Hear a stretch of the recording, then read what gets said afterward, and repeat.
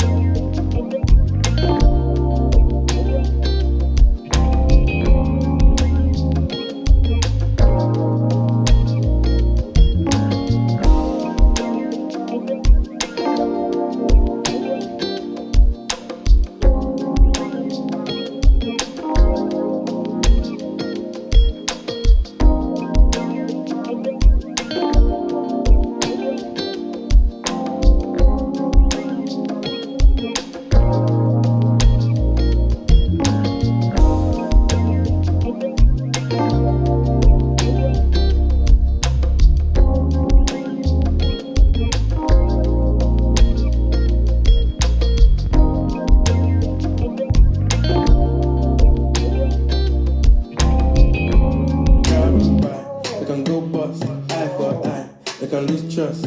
Why?